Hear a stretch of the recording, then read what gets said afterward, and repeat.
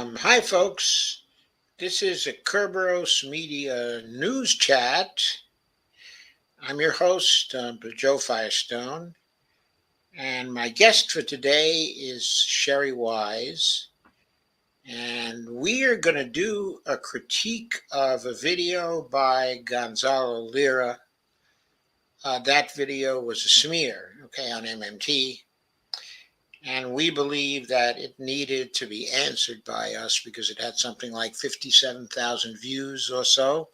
Mm. And it was really a serious, serious smear that had really no foundation, and got everything wrong. So we're going to start off by introducing ourselves. But Sherry is going to introduce herself, and then I'll introduce myself.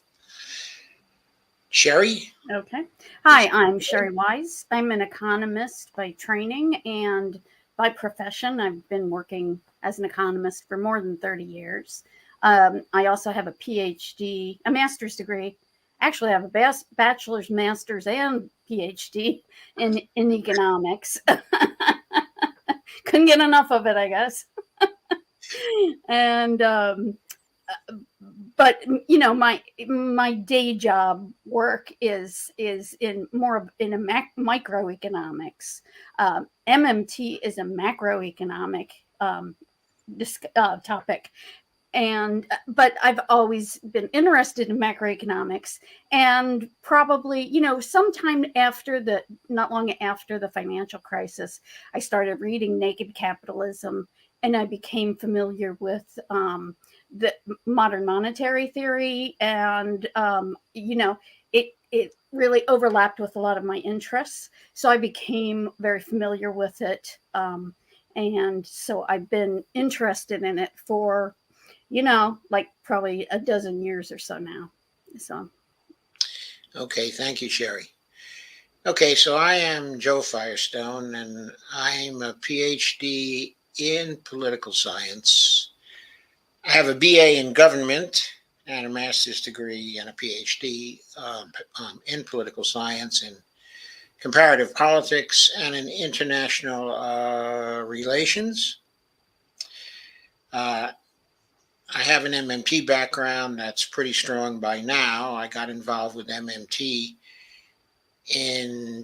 at the end of 2009.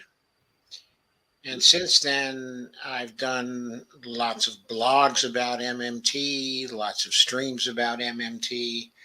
I'm the author of 7 ebooks, on MMT as well, but on Amazon Kindle books. I've written the only book on the $1 trillion coin, which has come out. I've written a number of books on the topic of fiscal responsibility. And I've also done a book on who needs balanced trade and who needs a balanced budget.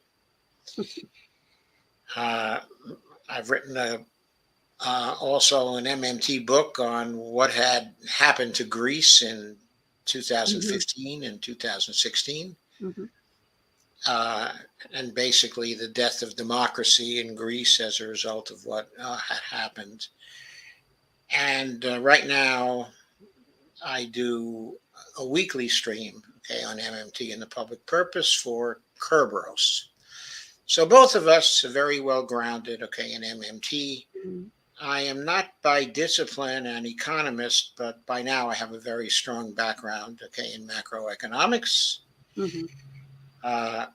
And I suppose I'd call myself a political economist. That's probably the most accurate way to describe me at this point.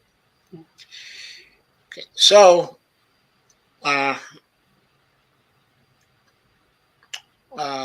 would you like to read your introduction to Gonzalo Lira?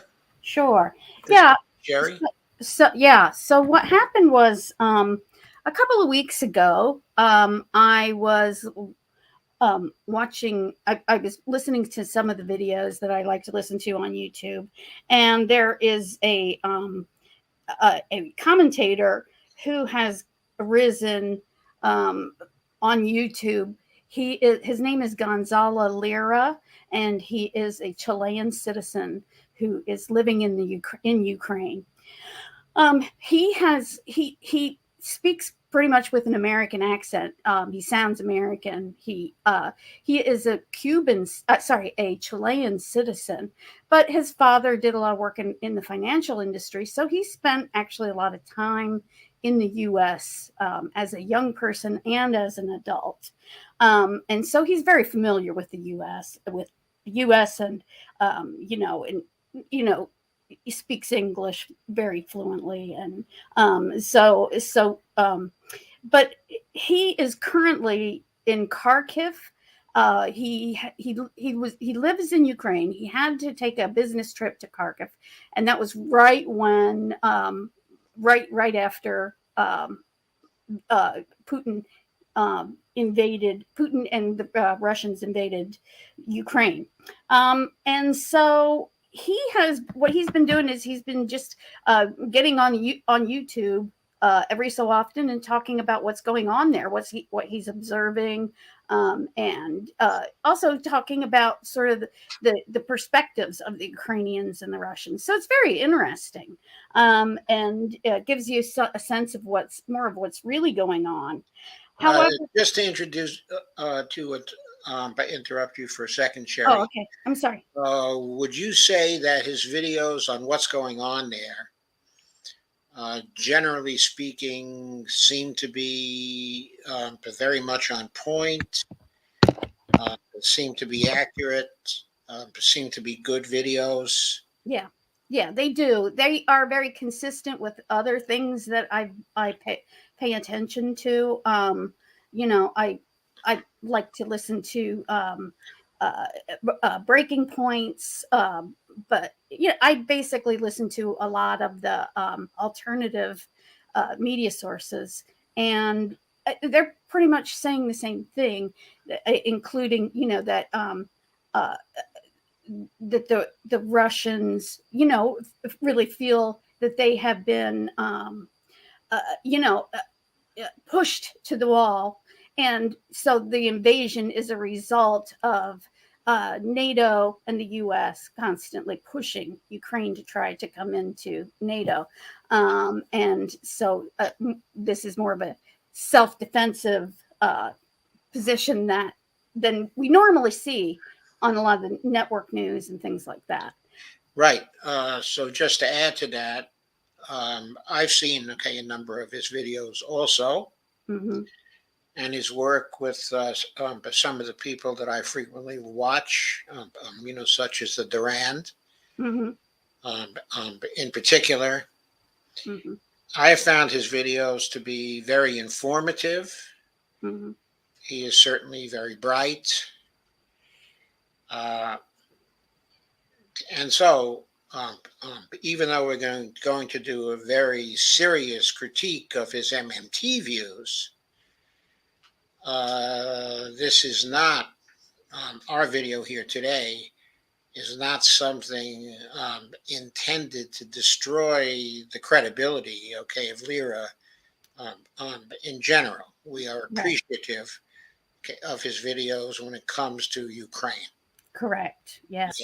Yeah. And he's gone into a lot of different things that have been really helpful in understanding not even the US position as well, because he's done videos on some of the neocons like Victoria Newland and stuff. And so it really kind of helped. He has a very broad perspective on this Ukrainian situation, or it appears to me that he does. And so it's very interesting listening to him. And so I've been listening to his videos on the Ukrainian situation, and also I've enjoyed his talks about some other different things as well. However, he did a set of series a couple weeks ago on on this concept called epistemic viciousness. And we'll talk about that in a minute, a little more about what it is, but it's a concept that's developed by Gillian Russell, who I believe is a philosopher. And so what he did was he talked about this concept, and then he applied it to he talked about how it really applies to academics. And in particular, he was talking about uh, philosophy, political science, and then he did a specific video on physics. And uh, this and what it did was, it kind of talked about how the physics has kind of gotten itself off into a world of just just theory and no reality.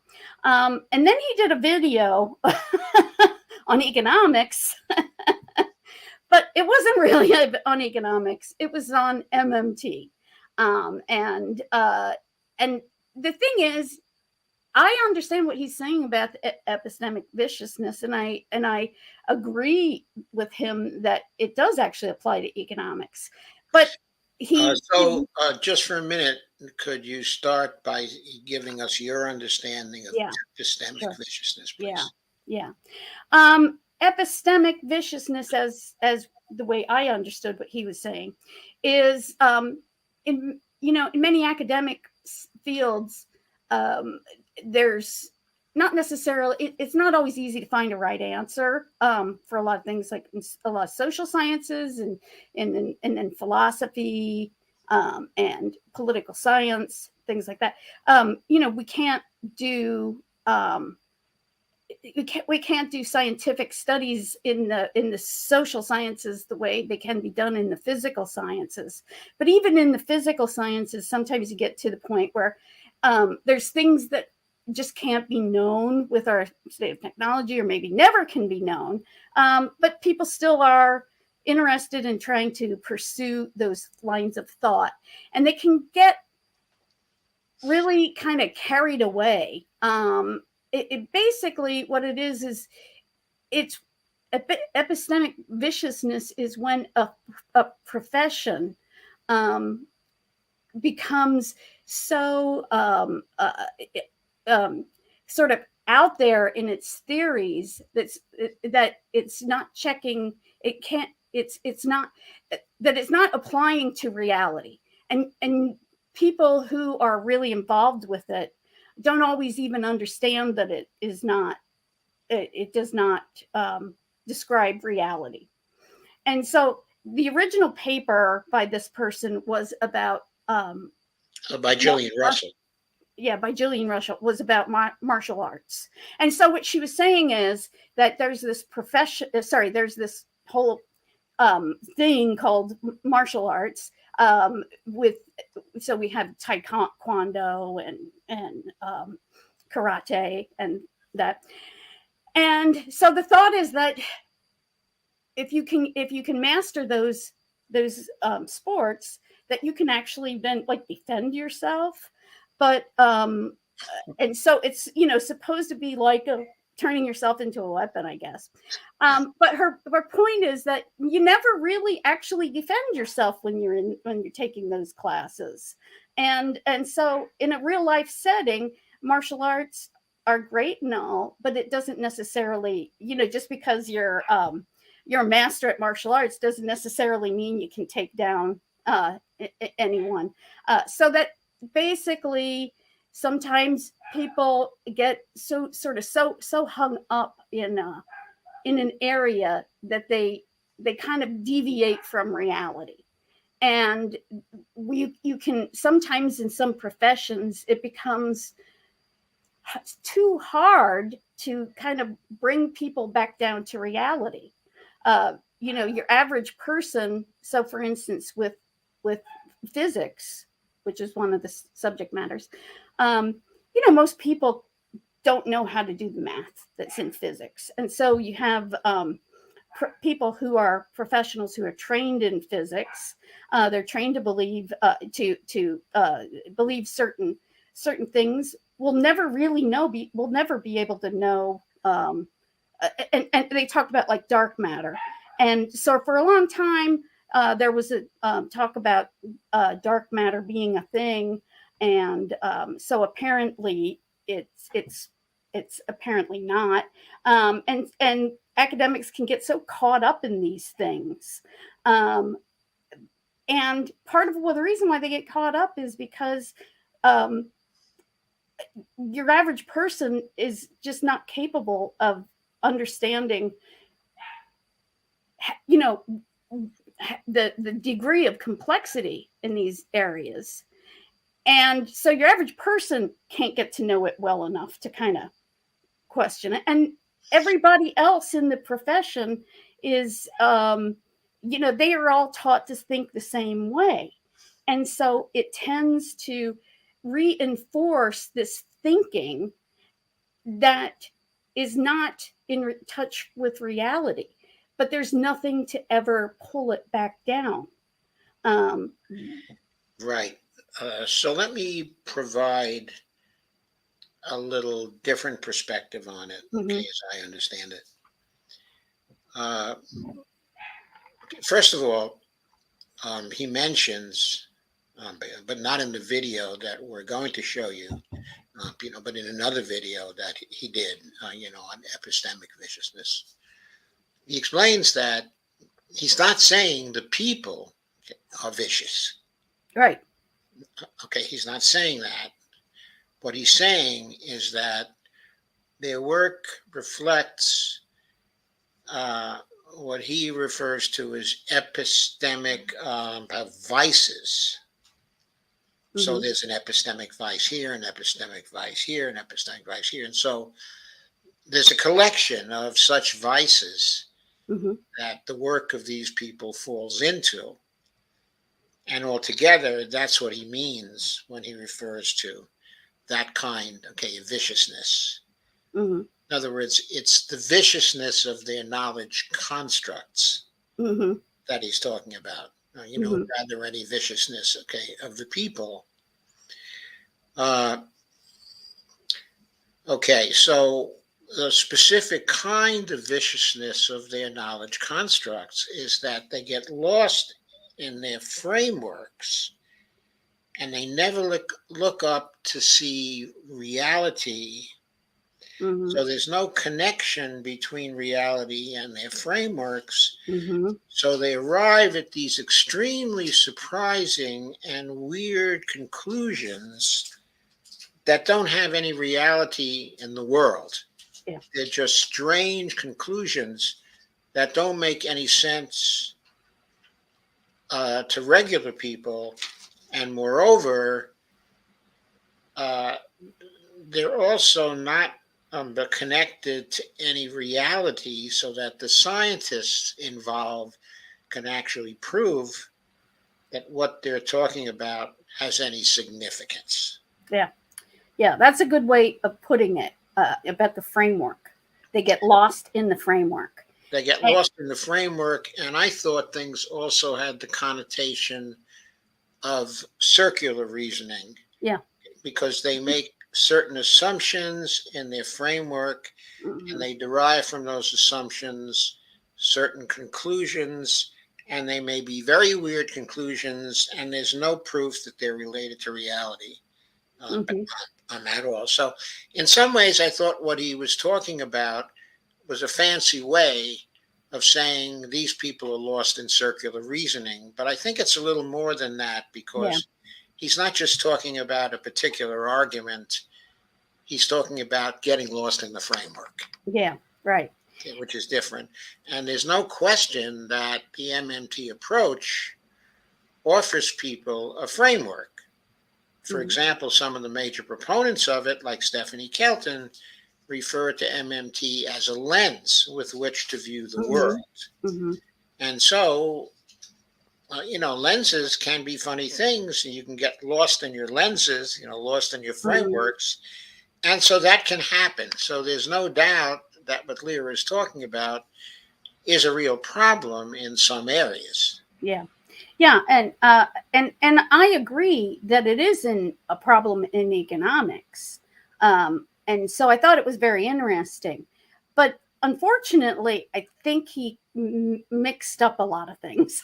It's mixed up a lot of things, and in particular, from our point of view, he's very wrong in applying the term to MMT. Correct. Okay, and I think we can show two things.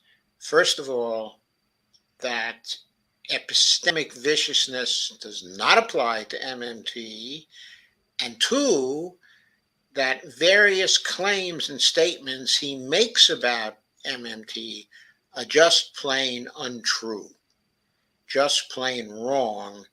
And,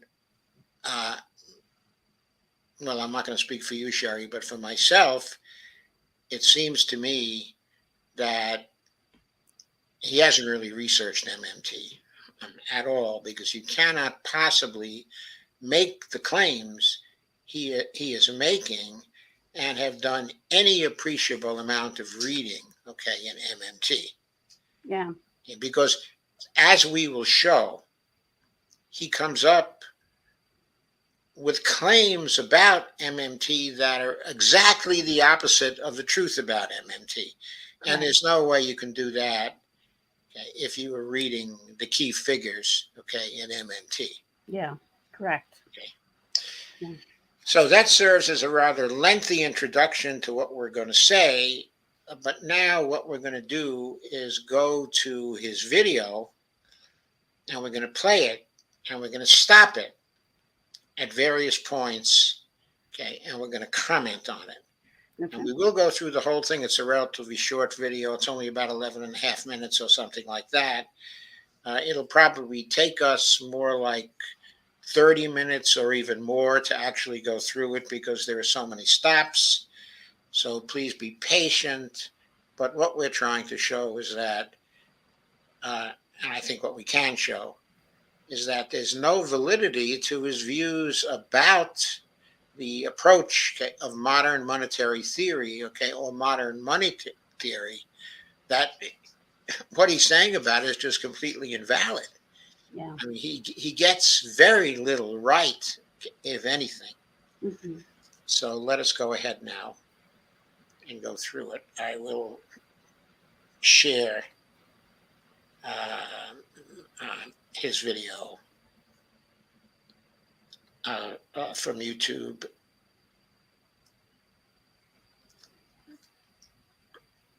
Okay. So I'll share the tab and then start it and stop it, okay, as required.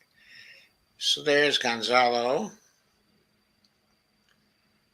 That's not a flattering picture. He actually looks much more smiling than that, as you'll see as I start. So in economics right now, in macroeconomic theory, there's something called modern monetary theory that you should pay attention to. It is, one of those theories that when I first heard it, I thought that, they were pulling my chain. I heard about it first in 2010 from Eve Smith over at Naked Capitalism. Eve Smith, I've always thought that she's a sensible woman, just a smart woman, but she buys into this bullshit. In fact, a lot of people buy into it. And the basic idea of modern monetary theory is that government can spend as much money as it wants. It has no upper ceiling to its spending. Because, see, if it has the reserve currency, then, it's basically unchanged. Do you have any comments on that, Jerry? Well, yeah, MMT does not say that you can spend.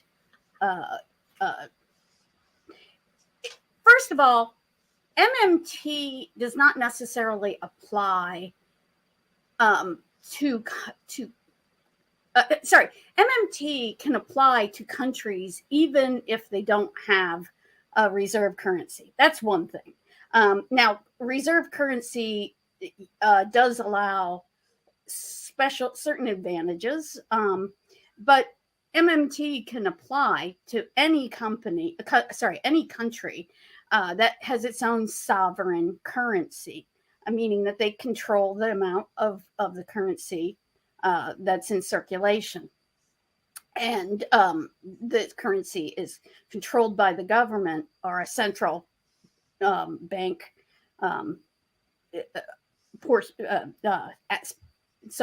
aspect of the government.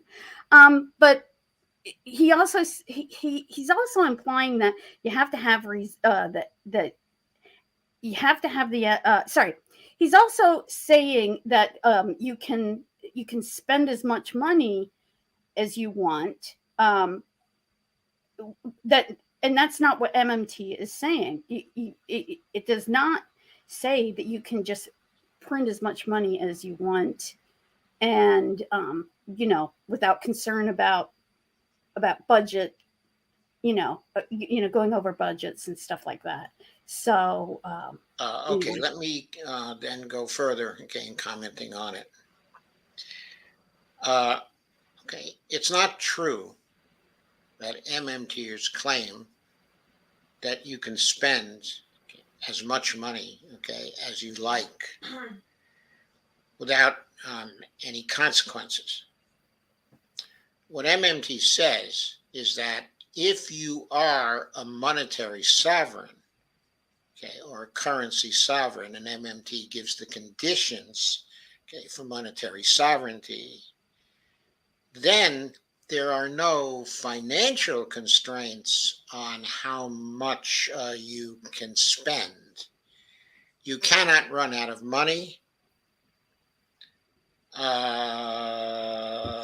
You cannot have too much debt, for example, because as long as you're a monetary sovereign and the debt, okay, is in your own currency, you can always pay down the debt, or pay off the debt. There are no limits on how much debt one can have.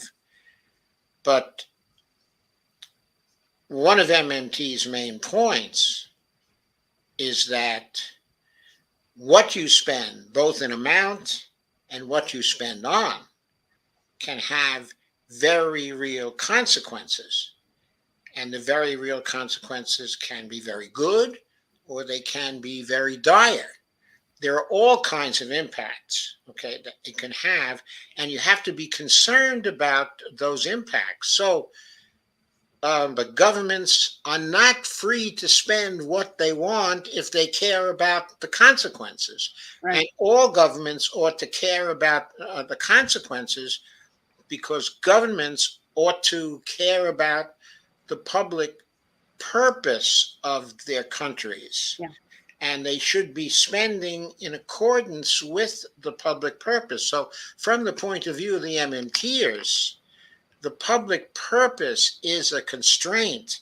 And of course, there are different elements or dimensions of the public purpose. So actually, when you're considering spending, if you're an MMT economist, what you'd be doing is very carefully considering what the impact of your spending is likely to be, and then deciding whether to spend in that way or not to spend in that way, depending on what your expectations are and what your analyses say the impact is going to be. Mm-hmm. So there are constraints, but what MMTers are saying, the constraints are real. They are not financial. They are about the consequences. Right. The actual consequences. Yeah. So, for example, one of the criticisms of MMT of CBO is that CBO is not dealing when it does the kinds of analyses it does, okay, and the projections, okay, it does. Those particular projections are not about real things that are important to people. They're not about concrete consequences. They're about things like the debt to GDP ratio, okay, and the level of the debt, which to a currency sovereign do not matter, but do not mean anything. By the way, MMTers are not saying deficits don't matter. To quote a famous title from one of the MMTers, deficits do matter, but not in the way you think. Correct. Okay. So they never say deficits don't matter. Okay, so let us go a little further in what the Gonzalo is saying.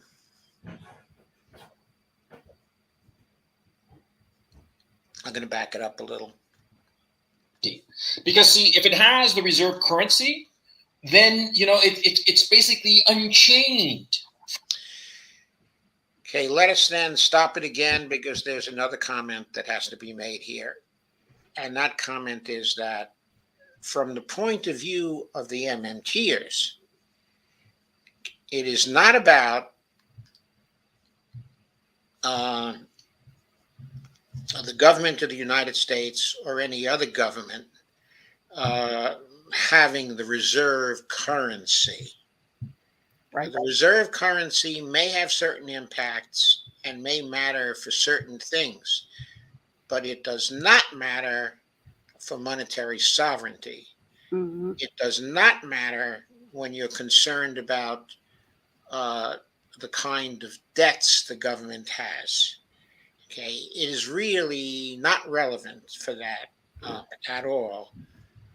Okay, and from an MMT point of view, currency sovereigns or monetary sovereigns don't have the kind of power they have financially to spend because they have the reserve currency.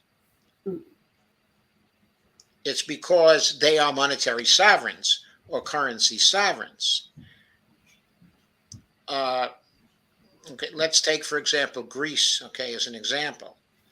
Greece is not in trouble now because it doesn't have the reserve currency. Greece is in trouble now because it's not a currency sovereign.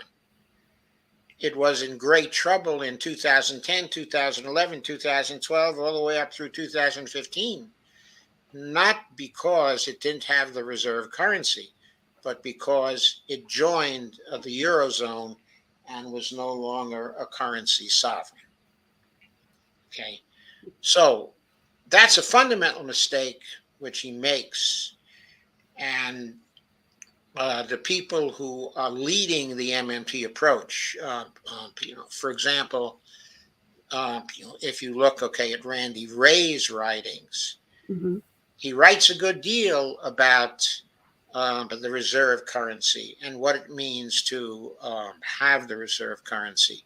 And he's very explicit in pointing out that the financial powers which an MMT currency sovereign has do not come from them having the reserve currency.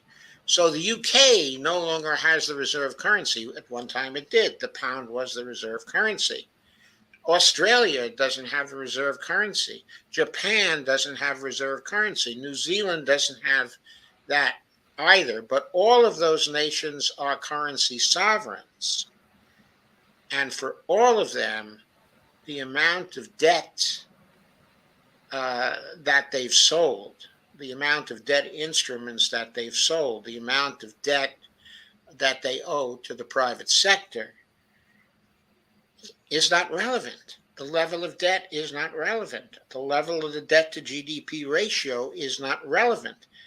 Those numbers may be of political concern, but they do not financially constrain those nations. They don't affect the fiscal sustainability of those nations. They don't affect the fiscal responsibility of those nations. They're not relevant for fiscal responsibility.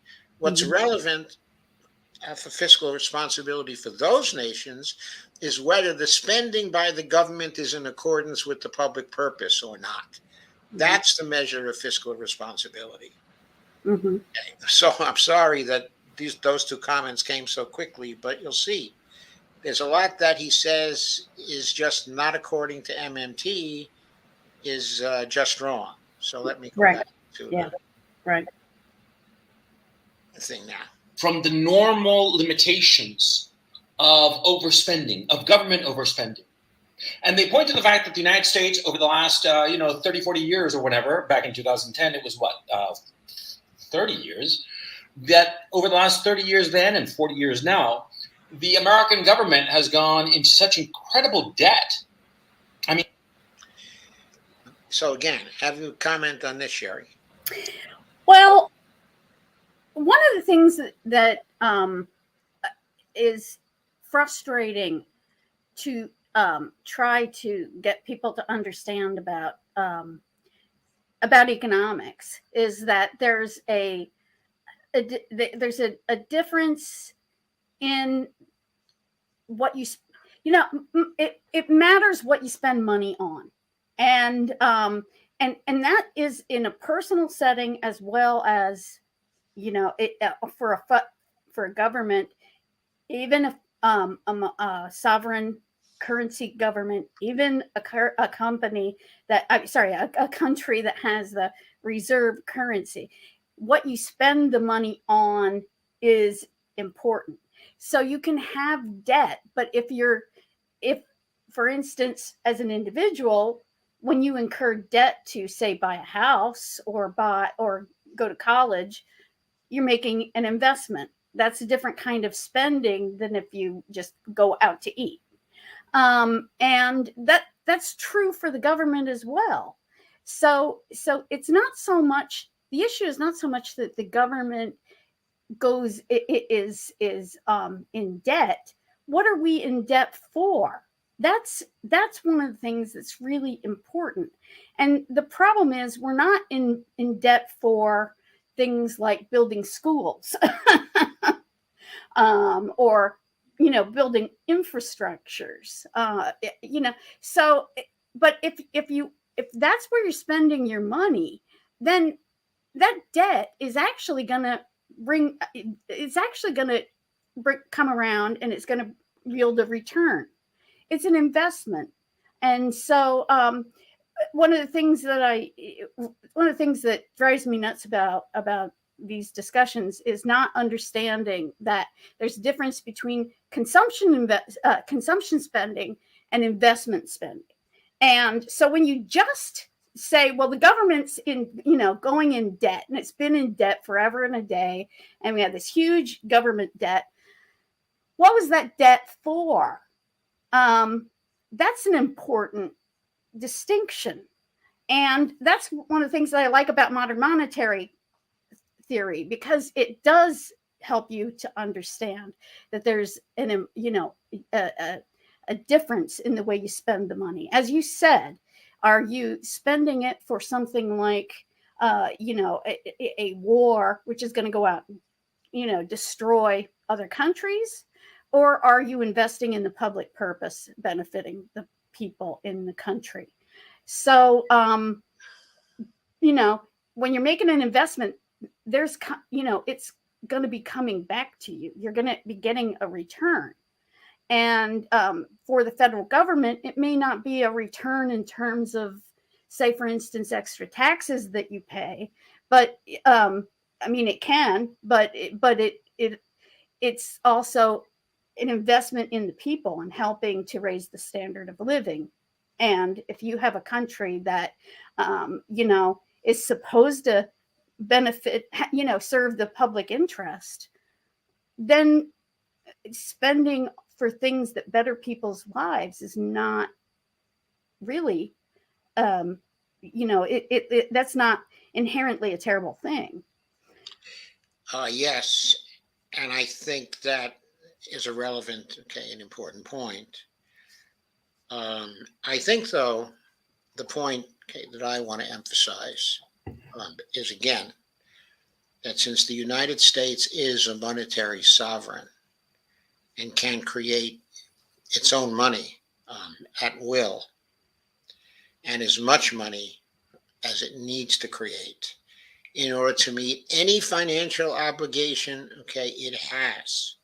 For example, even though the United States does not operate in this way, the Congress could write an appropriations bill tomorrow and could put an order into the appropriations bill saying that on the passage of this bill, we order the Federal Reserve to place the amount of this appropriation into the Treasury spending account. And we also order the Federal Reserve to add to the Treasury spending account the amount that will be necessary to pay off the debt instruments and the interest due for the period of this appropriation. This is something the Congress could do tomorrow. Mm-hmm. If the debt that is due, let's say, over the next year, because a lot of debt is short-term debt, it very well could be the case that over the next year, half the outstanding national debt of the United States could fall due within 1 year's time. Okay, under this kind of order by the Congress to the Federal Reserve, half the debt would be paid off in 1 year's time. Okay, and the rest of the debt, if Congress kept acting in that way, the rest of the $30 trillion of debt would be paid off gradually over 40 years when the debt falls due. So, in other words, the debt for a monetary sovereign is just a construct. It's something that the government, decided to do. It decided to spend and offset the spending, offset the money creation with an equal amount of debt. But that is not something required by the government. It doesn't have to operate in that way. Mm-hmm. It can be changed by Congress tomorrow. Okay, not only that, the president, under the authority of a law that was passed in the United States in 1995, if I have the year correctly, it might have been 1996, I forget. The executive branch, specifically the Secretary of the Treasury, has the authority to mint very high value 1 ounce platinum coins. For example, $100 trillion platinum coin could be minted by the Secretary of the Treasury. Well, not minted by the Secretary of the Treasury, but could be ordered to be minted. The mint could be ordered by the Secretary to mint a 1 ounce platinum coin with a face value of $100 trillion, and then could be ordered by the Secretary to transport that up to the New York Fed and deposit it there. Thereupon, the Federal Reserve Bank of New York would be constrained to give full credit to the $1 trillion, to the $100 trillion coin. Then there's another law that allows the Secretary of the Treasury to sweep the public enterprise fund account of the mint for what's called the seigniorage in the coin. The seigniorage is the profit. It's the amount between the face value of the coin and the costs incurred in minting the coin and bringing it up to the Federal Reserve and depositing it there. Those costs would be roughly, let's say, $4,000, okay, at this point. The point I wrote in my book, they were only maybe $3,500. So the amount of the seigniorage, which would be swept from the public enterprise fund account into the Treasury spending account, would be nearly $100 trillion. Mm-hmm. Now, how could that $100 trillion be used? It could only be used to spend congressional appropriations. It could only be used to pay off the outstanding national debt. If that were done tomorrow, let's say, the outstanding national debt would be roughly $30 trillion. It would get paid off over 30 years. Why would it take 30 years to pay it off? Because it would be unwise for the Treasury to pay it off all at once. If it paid it off all at once, then what would happen is too much money would be paid off all at once and there would be inflation. Mm-hmm. That would not be a good consequence. But if the Treasury paid off all the debt instruments exactly when they fall due, there would be no inflationary impact, okay, of doing that. Mm-hmm. It would only be replacing money that had already been spent.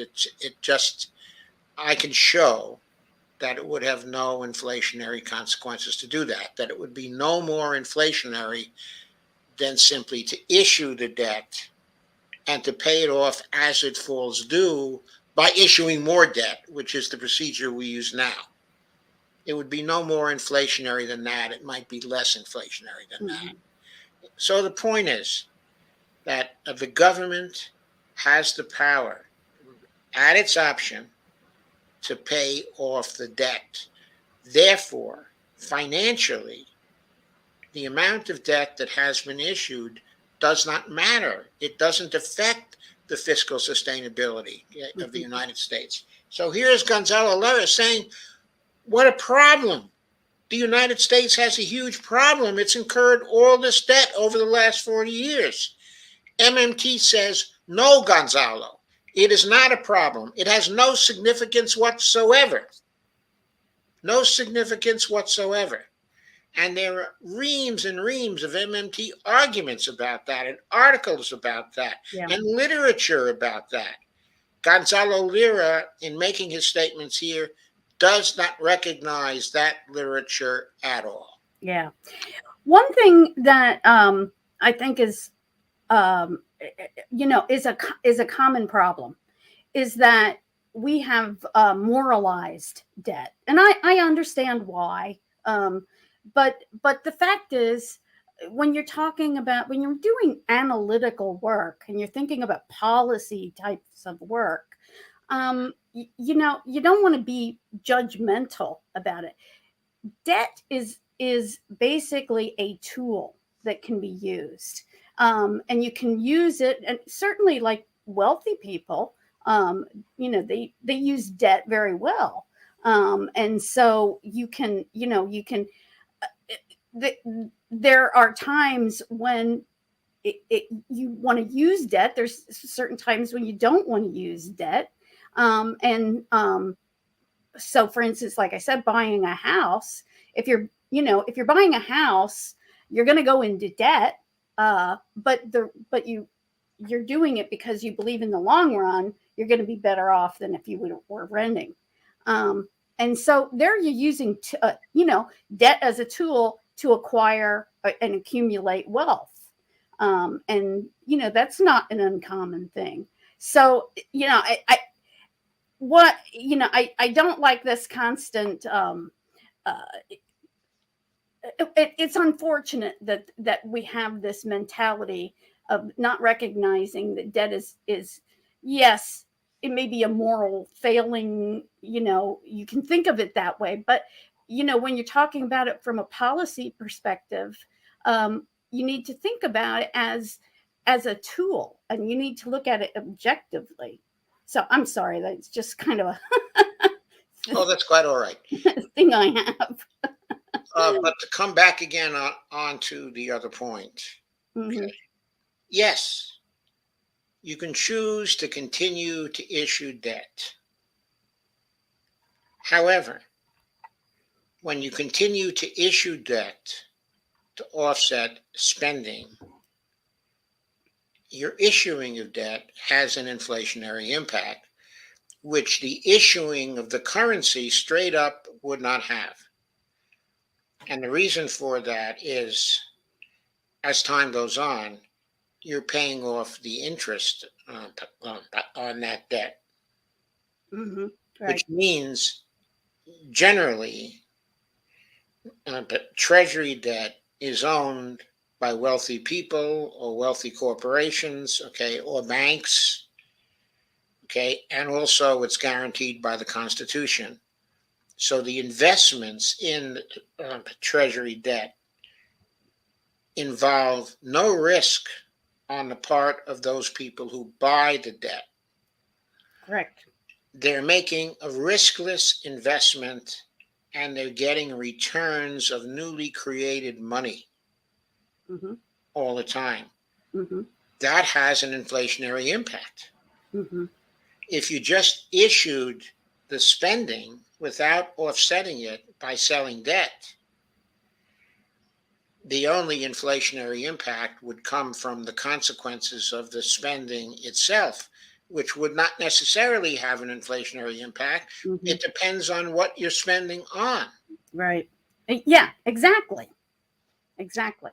So the point is, generally speaking, it is probably better for monetarily sovereign governments to never issue debt, at all. And there's a little example, in the MMT literature also from this about what some of the consequences might be if the federal government ceased issuing debt and simply directly created money and spent it. Mm-hmm.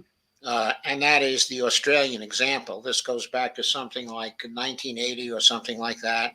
Mm-hmm. But the Australian government at that time actually paid off, its debt. Mm-hmm. It had zero debt instruments out there.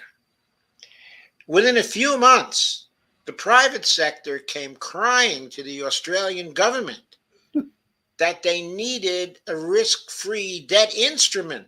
They needed those debt instruments to be sold by the Australian government. They missed those debt instruments, and they pressured the Australian government to go back into debt so they could have the risk-free investment and get the risk-free returns. Because what happens? What happens if the government stops issuing the debt? Then the private sector has to find other risk-free investments or low-risk investments, and it can never find any other investments that don't carry a risk of loss. Right. But the treasury debt of the Australian government or the treasury debt of the United States government, the repayments of those debts are guaranteed by their governments, so they are risk-free investments. Mm-hmm. As long as the governments retain their political authority, or legitimacy, those debts will be paid. Yeah. And And the investors know that. So they're making money without taking any risks. yeah. And also what you were saying in your discussion there is that we don't think about it, but when the government is in debt, that debt is someone else's asset.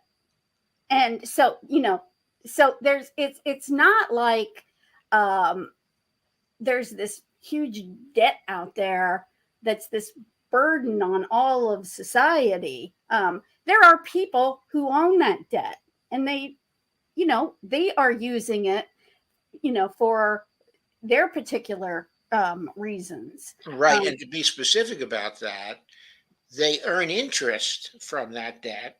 And by the way, they also use that debt as collateral for low interest loans from other places. Yeah. So they can make other investments. Right.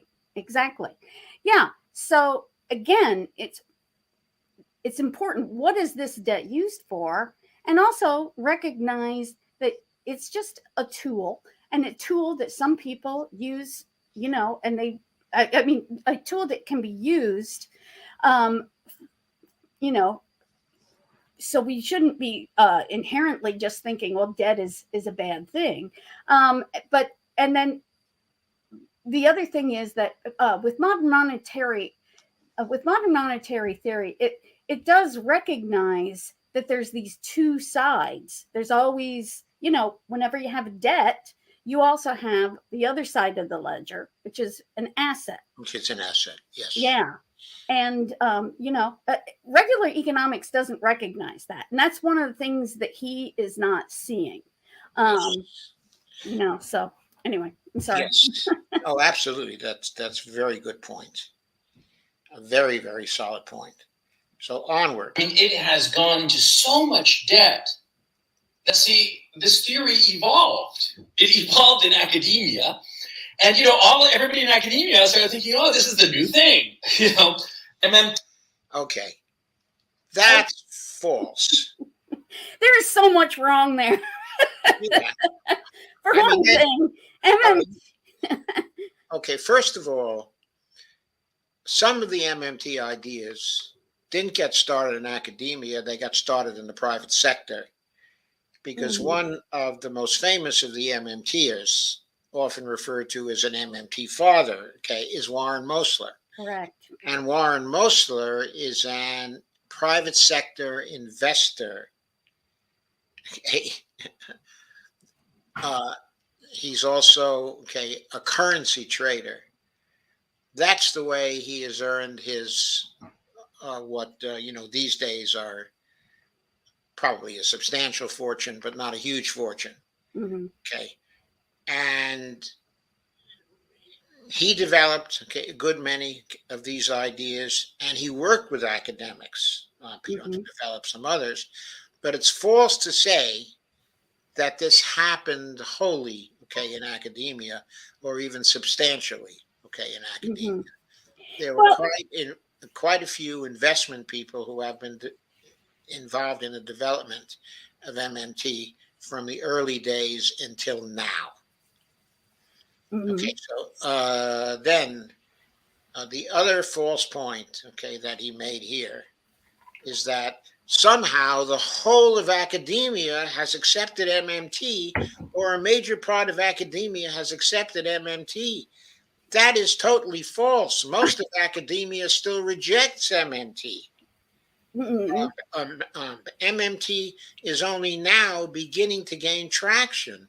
yeah. So somehow he jumps from the idea that much of the development of MMT was inside of academia to the idea that most of economics has just gone over to MMT because it's the most popular new thing. That's just false. Yeah, it is. You're absolutely correct. It is false. MMT is not widely accepted. You know, most of economic training nowadays, I mean, focuses on more applied micro kind of things. So for one thing, a lot of economists aren't becoming macroeconomists. That's right. And they're not studying MMT. No, they're not. And in fact, in college, in graduate courses, in graduate schools, there's a very small percentage of graduate schools that even have people that know MMT who could teach it. Yes. And furthermore, there is only one MMT textbook. Mm-hmm.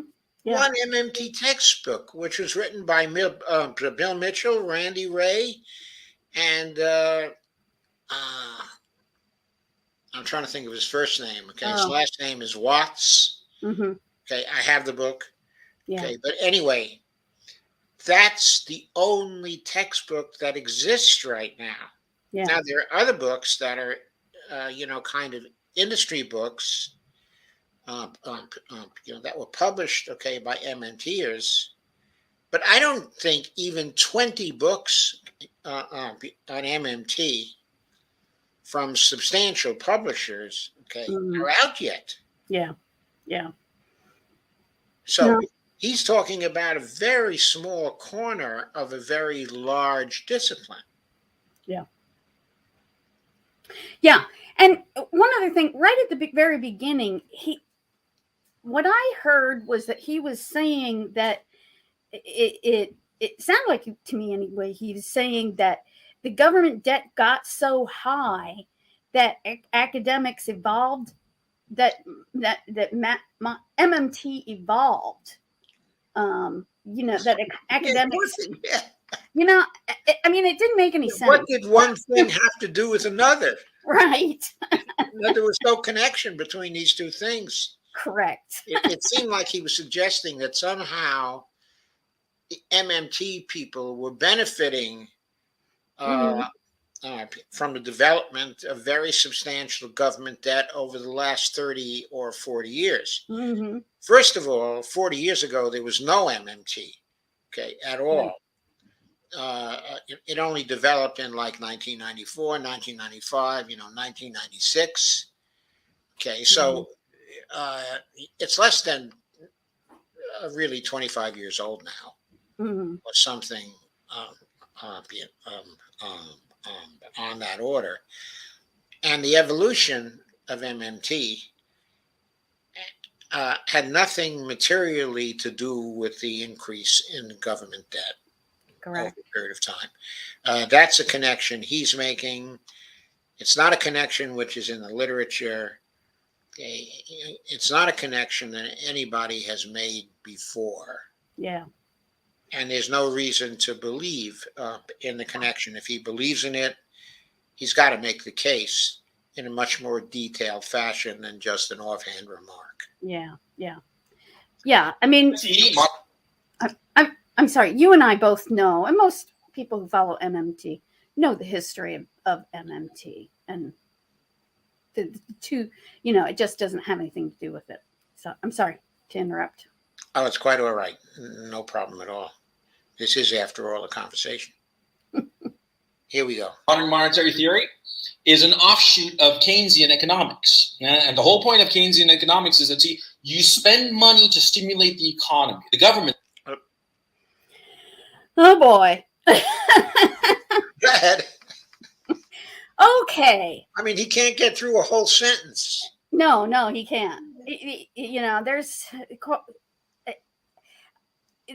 so Keynes wrote, I think he wrote in the Journal of Economic Theory. He was talking about, well, if the government, I mean, if an economy is, you know, like for instance, in the Great Depression, which was when he was writing, if an economy is unable to you know, get itself back on its feet, the government's the only institution that actually can you know, can step in, and because it's the only institution of sufficient size, and he gave an example of employing people to dig holes and fill the holes back up. And that was just a silly example that he gave. He did not mean that, you know, that's what the government should be doing. But because he made that comment, there's a lot of people who criticize Keynes will say silly things like, you know, that Keynesianism is about paying people for make work, kind of doing silly things, or also that you can destroy things, as he was saying, and then rebuild them. Well, no, that is not what Keynes was saying. Keynes was saying the government can step in and add spending power into the economy to help it to increase demand. But there's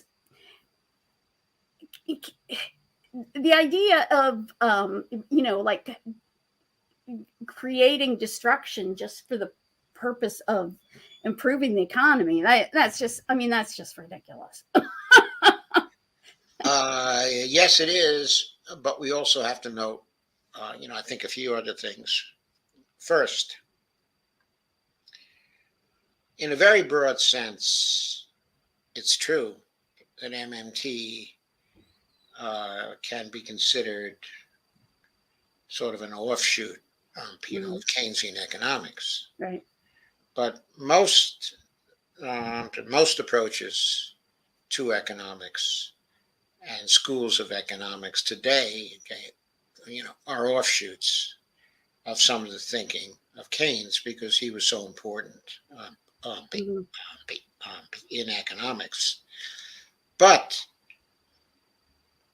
that fact doesn't mean, okay, that MMT follows Keynes, okay, in any substantial ways. Mm-hmm. For example, on this very point of how you spend money, I'm going to give you a few more bars, okay, of Gonzalo here, because he's about to get in to the idea of somehow wasting money and that being good. And spends money to stimulate the economy. And, you know, paradoxes whereby, you know, smashing windows is actually good for the economy. Okay, so there, okay, I wanted to get that. What his basic point there is that, well, you smash the windows, then you have to replace the windows, and you have to get workers, you know, to replace the windows. So that stimulates the economy. So doing that kind of thing is good. From an MMT point of view, doing that kind of thing would not be good. And the reason why is that doing that kind of thing would not be in accordance with the public purpose. Mm-hmm. What MMTers would say instead is, well, we ought to have something like a job guarantee program, and the job guarantee program should be funded by the federal government, but should be locally administered according to the needs of the local community, uh, as defined by stakeholders, including the participants in the program themselves. And those people will define what the public purpose is of that spending on the job guarantee. Mm-hmm.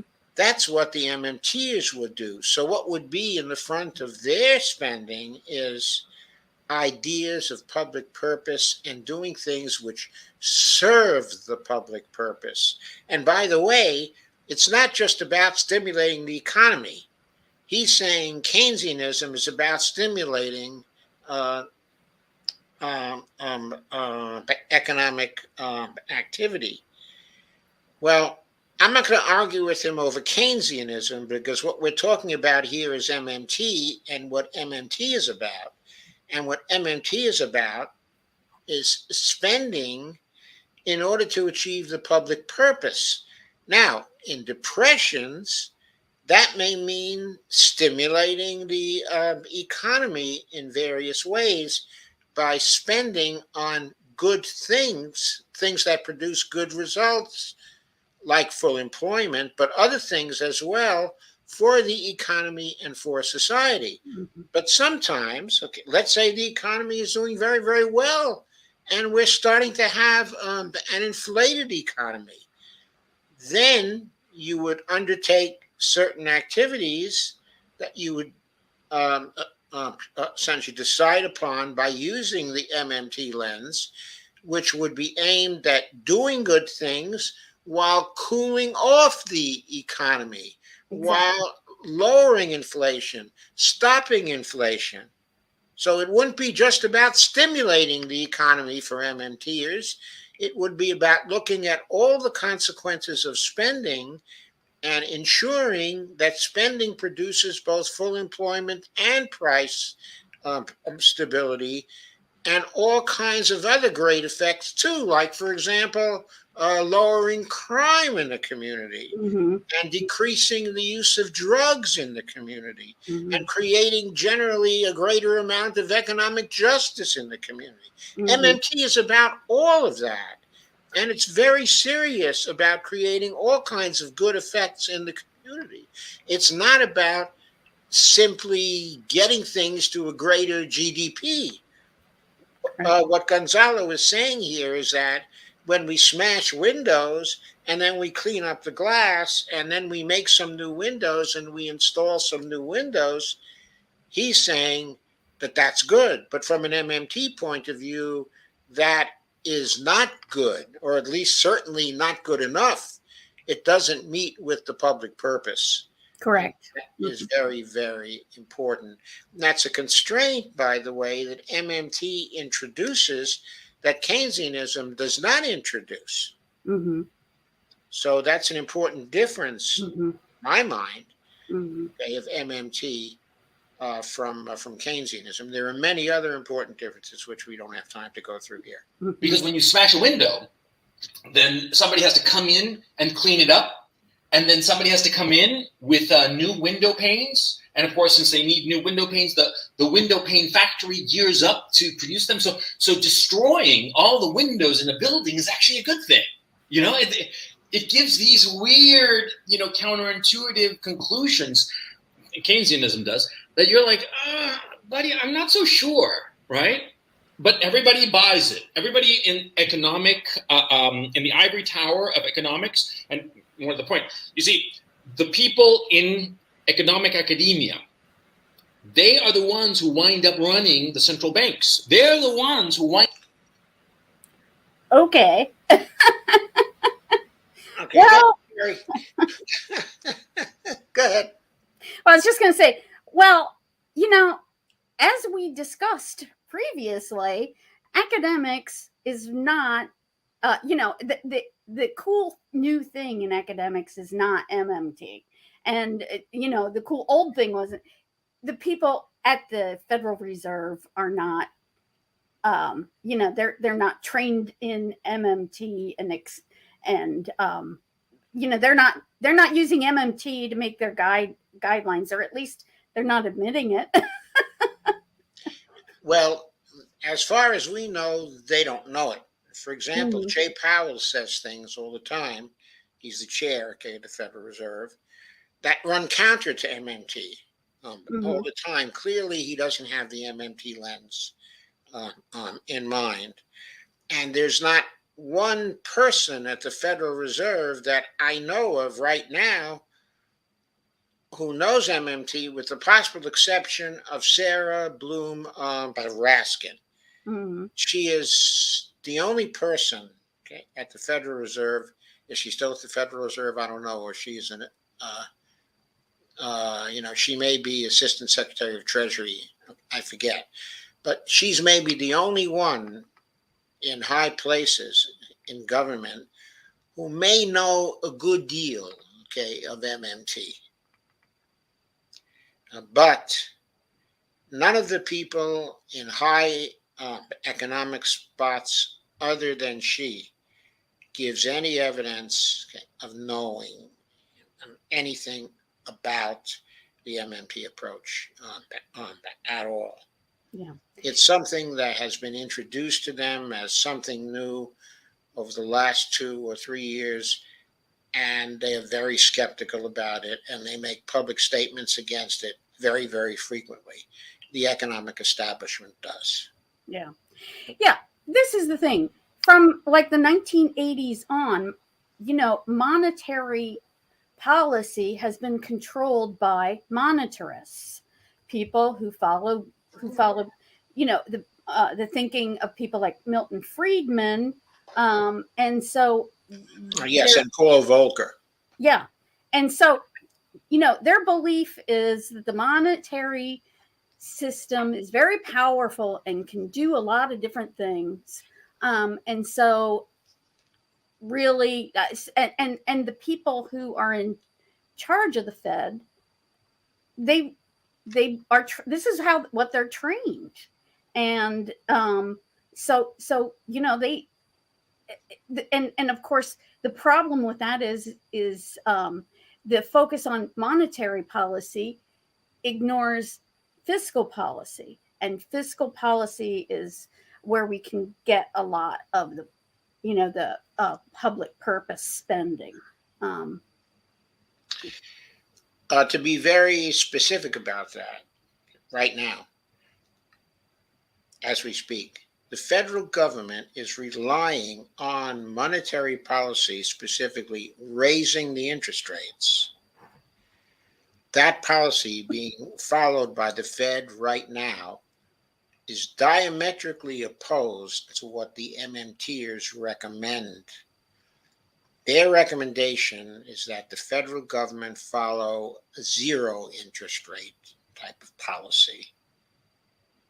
Zero interest rates. That is the recommendation of the MMT economists. Most of them who've written over the last few weeks about this, in fact, are among those who believe that the Fed policy that raises the interest rates is going to plunge us into a recession. Yeah. And they are opposed to the monetary policy. So the people who are in authority at the Federal Reserve are diametrically opposed to what the MMTers are recommending. Mm-hmm. So. Yeah. And really, I think a lot of it comes down to looking at the demand side versus the supply side of the market.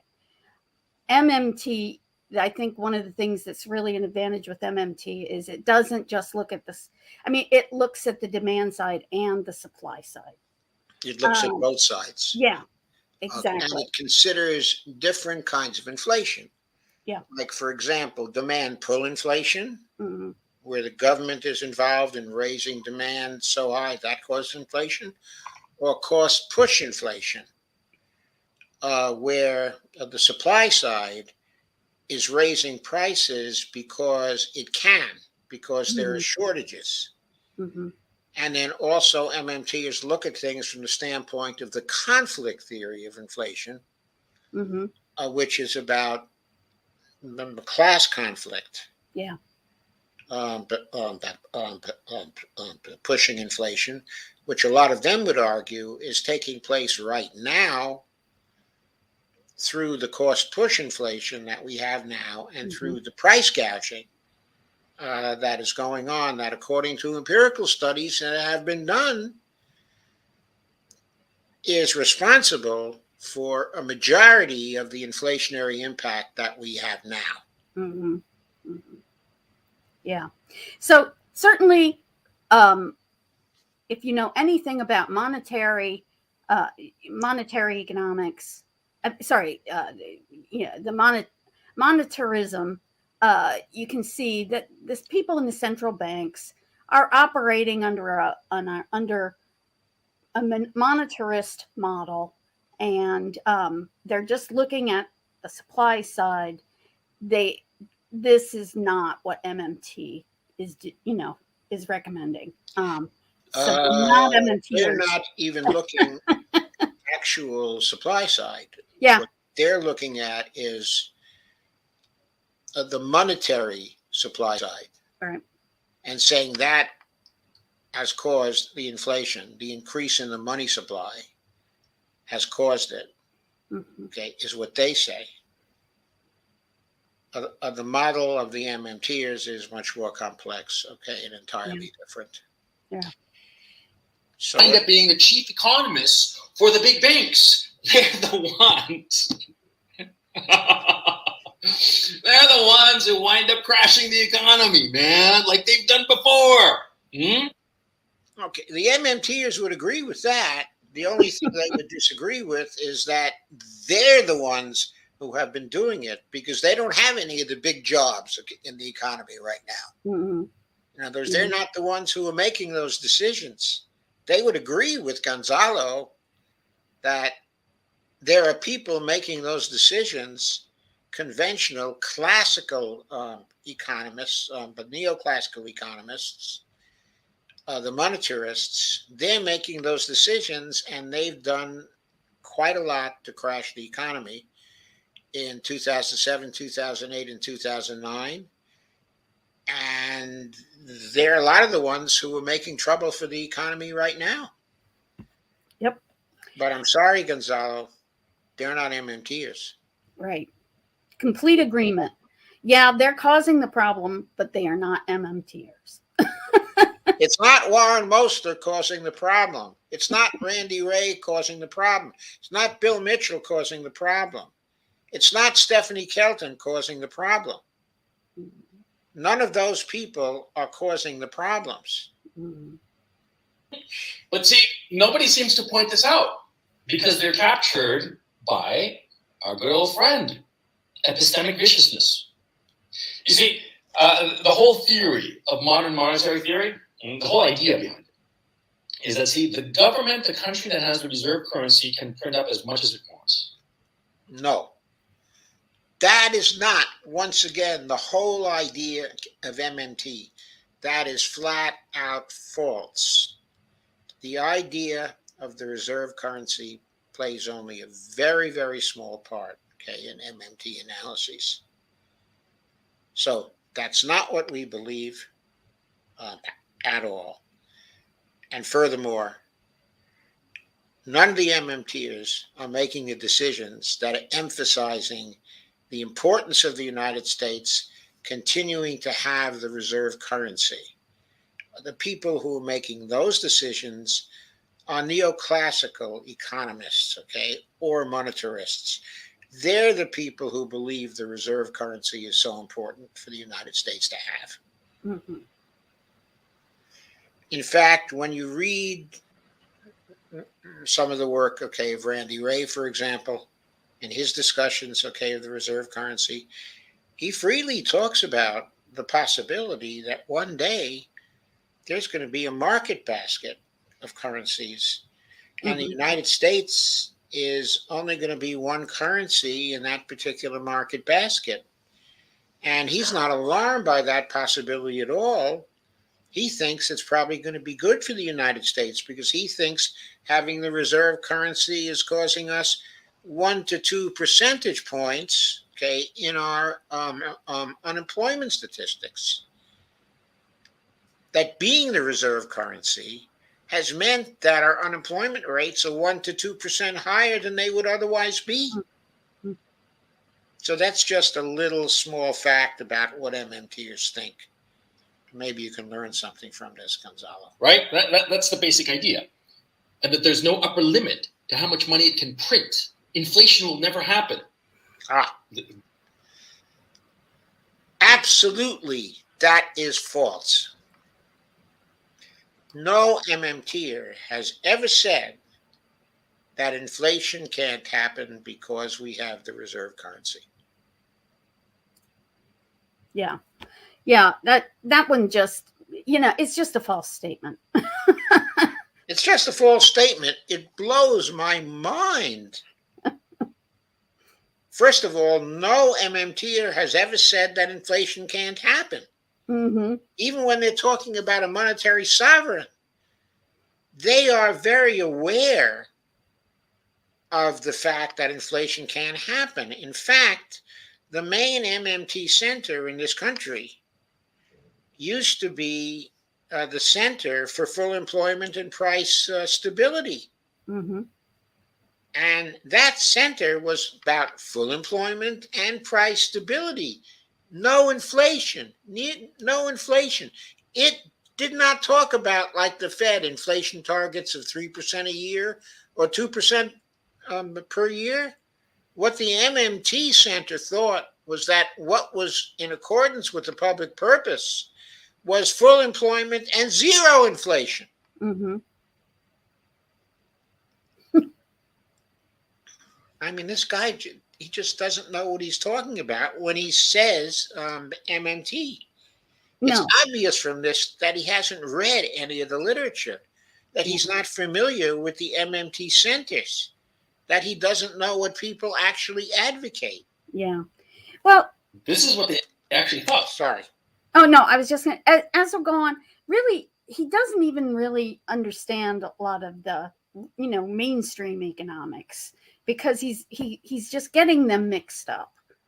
So it's not just even MMT, but he's discussing MMT here. And so we're focusing on that, but, he just does not understand it, or is being, or is just, misleading. I imagine he's just, he just misunderstands, but I don't think that he has a good command of MMT or mainstream economics. And that's probably true. I'm not so well versed in mainstream economics, but I'm very well versed in MMT. I know that he's wrong about MMT, and I trust Sherry, who's had a good education in mainstream economics, when she says that he's wrong about mainstream economics too. By the way, they truly did. MMT theorists said outright that inflation was impossible if you had the reserve currency. Mm-hmm. So where is the citation to this, Gonzalo? Yeah. What prominent MMT economist has ever said that? If you can't produce the cite, or you can't produce the quote for that, you need to quit talking about it. Gonzalo. My experience has been that they talk about inflation a lot, really. Yeah, my experience has been they talk about inflation a lot more than neoclassical economists do.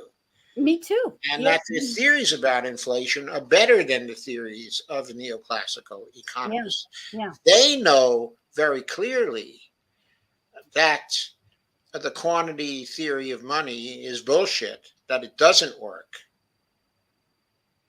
And they'll cite you all kinds of empirical evidence that shows exceptions to the quantity theory, the theory of money. People like John Harvey, who's coming on our show tomorrow night, by the way. Okay, and people like Eric Pt1, they've done extensive work, in inflation theory, and they know the quantity, the theory of money is false. Yeah. Yeah. And they will tell you that. Yeah. I mean, I don't recall hearing Stephanie, and I'm not saying that she hasn't, but I don't recall ever hearing a discussion of that Stephanie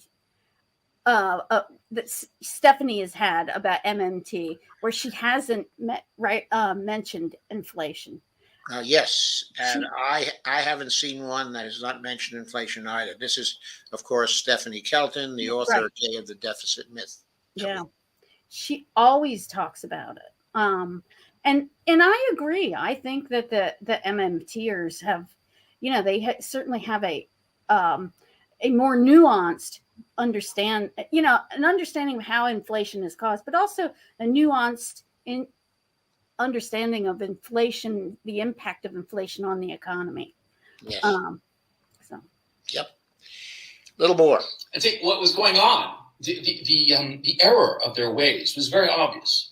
You see, these people who were pushing MMT, they didn't realize, because they didn't look up. They were so looking at their theory that they didn't look up and look around.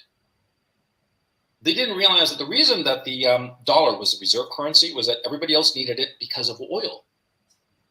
And that, you see, the 1974 deal, whereby the United States guaranteed the House of Saud's security in exchange for the House of Saud, Saudi Arabia, selling all of its oil in dollars and putting all of its excess dollar reserves into treasury bonds. Economically, it meant that Saudi Arabia became part of the United States. Okay, what do you think of that one? Well,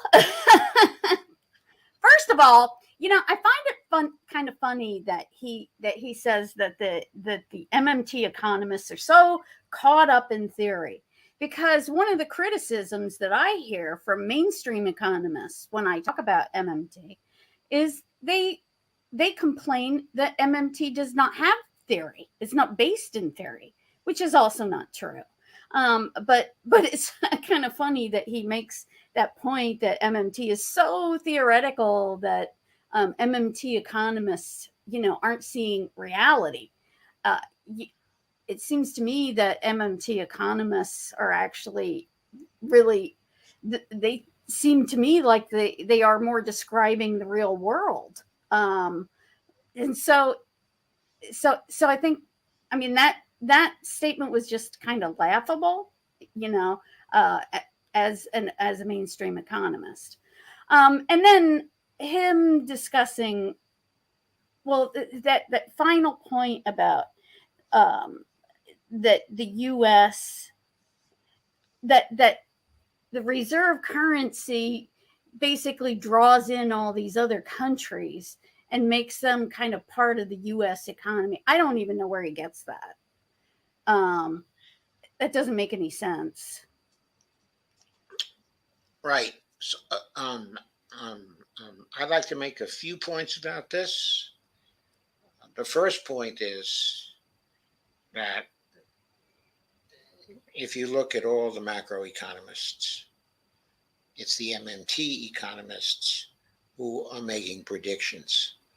It is they who first said that disaster was coming for Europe if the Eurozone treaty was signed, because the idea that all these countries would give up their monetary sovereignty was viewed by the MMTers as asking them to give up policy space and policy flexibility to adjust to business cycles. Mm-hmm. That is exactly what happened. The MMTers were vocal, in opposing the Eurozone Treaty, and they've been vocal since that time in predicting that it was going to cause a crisis for the Eurozone, which, in reaction to the crash of 2008, 2009, that's exactly what happened. the European Troika imposed austerity, okay, on the nations of Europe in that time, caused 25% unemployment in certain countries, unemployment of 50% in certain other countries like Ireland, like Spain. Okay, young people had unemployment rates of 50%. In Greece, the economy falling apart because of the austerity imposed by the Troika. That was predicted by MMT, that was going to happen. They knew it was going to happen because people were using their monetary sovereignty. On the positive side, in Warren Mosler's case, in 1994, if I have the year correctly, the Italians were having a problem with the legitimacy of their currency. And it was losing value in trading very, very rapidly. So Warren and a colleague of his went over to Italy. Okay, and they spoke to a Professor Spaventa, who was very influential in the Italian government, and explained to him why, since Italy was a monetary sovereign at that time, all he had to do to stabilize the value of their currency was to make a public announcement that all debts would be paid when they fell due, and that there was no problem with the Italian government repaying those debts because it had no fiscal sustainability problems. It could create its own money, and all its bonds would be good, and would be paid. And so a public announcement was made to that effect on the advice of the professor. And by the way, Warren Mosler made a big bet once that happened on what would happen to Italian currency, that it would rise, in international exchanges very quickly after that. And that is exactly what happened. They predicted it. And Warren Mosler made something like $300 million out of that transaction. Yeah. That was a prediction that made him very rich. And it was a prediction of MMT about the nature of currency sovereigns. Yeah, I mean, it seems, and actually, also, Italy at that point in time, Italy did not have the reserve currency. It didn't have the reserve currency, and So that, there wasn't any Eurozone left at that time. So it was free to print its own currency. So, of course, it could repay all its debts. Yep. And it could honestly say, all of our bonds will be repaid. Yeah. The Eurozone, when you look at that, it just really is a classic example of, helping you understand MMT. Yes, it was a classical example. And there are some other predictions that were made by the MMTers. First of all, when everybody was worried about the level of Japanese debt, the debt to GDP ratio, of Japan in 2010, it had gone over 200%. And everybody was saying, oh, the Japanese, they're going to collapse. They're going to collapse. The MMTers kept saying, no, there's not going to be any problem because Japan is a currency sovereign and it can always pay its debts. And it doesn't matter what the level of the debt to GDP ratio is. By the way, MMTers have been telling Japan that now for 15 years. And the Japanese are starting to believe it. One of the main people in MMT, one of the authors of the textbook, specifically Bill Mitchell, has been doing consulting recently for the Japanese government. And evidently it's having some impact, on Abe. Mhm. who is now saying, publicly saying, the debts don't matter. By the way, Gonzalo, we're not saying deficits don't matter. We're saying the level of debt and the debt to GDP ratio doesn't matter. And the Japanese government is now saying that too. And finally, they may be able to get out of their long-term problems. They've had cyclic problems for a while where they spend in order to get out of a recession. Things become fairly good. And then they become afraid that they're deficit spending too much. And they withdraw the fiscal support. And then Japan goes back into recession. And they've had cycles like this since the middle of the 90s or since the early 90s. Mhm. Okay. Now, evidently, Abe is not planning to have those cycles anymore. He's just going to keep up the fiscal support Mhm. until they don't have any more recessions in Japan. So, okay. Also, a third prediction. During the period 2010, 2011, and 2012, MMT economists were screaming in blog posts and various other places. You can read my own blog posts, okay, from that time. We were screaming that the deficit was too low. Yeah. And that the recovery was going to be too slow. And we were absolutely right. Every prediction of the MMTers about those periods of times came true.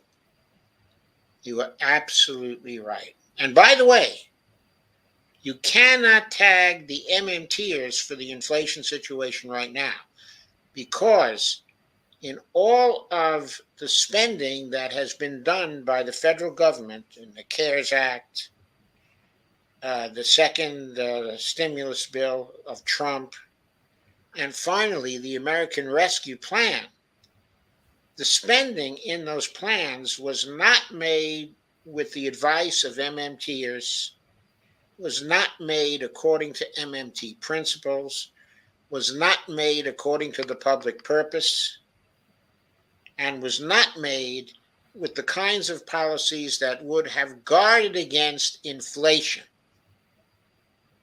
So I know a lot of people are now saying, well, the MMTers advise us to deficit spend. We did deficit spend, and now we have inflation, and so MMT is no good.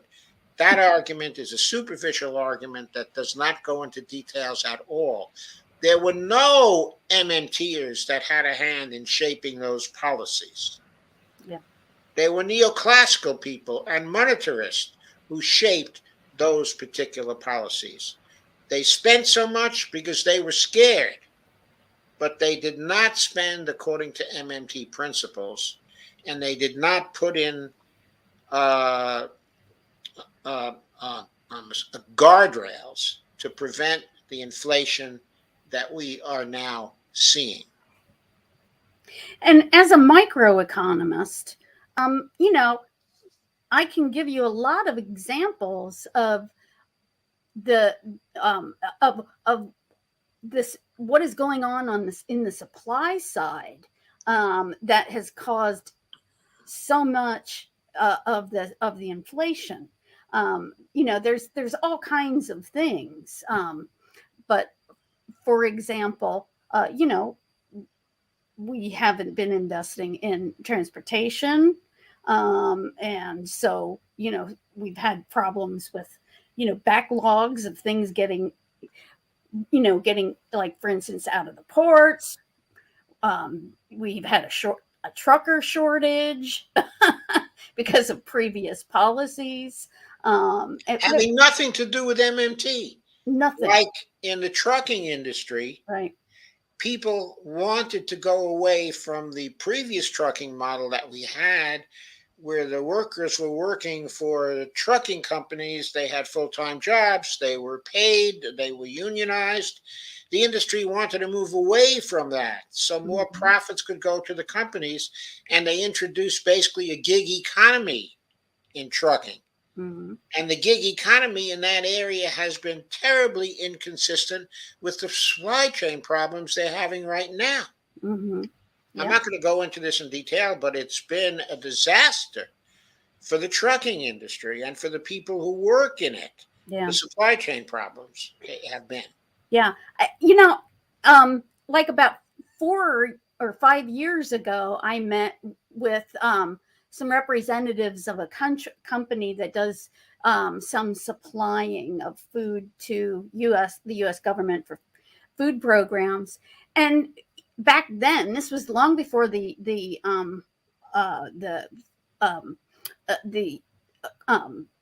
pandemic. They were talking about how they were having such a hard time hiring truck drivers, because this was a big issue, because when we buy food from these companies, they distribute it. They hire truckers to go out and deliver the food to schools or food banks. And like 4 or 5 years ago, they weren't able to find enough truckers, and so this is a long-term problem. It's a long-term problem, and it has nothing to do with MMT. Yeah. It has everything to do with neoclassical economists. It has everything to do with neoliberalism. Mm-hmm. It has everything to do with the concentration of power in very few companies in this country. Mm-hmm. Everything to do with all those things. Nothing to do with MMT policy. Yeah. Nothing to do with MMT perspectives. Right. Hey everyone, sit back, relax, go grab a snack. Part 2 is about to start.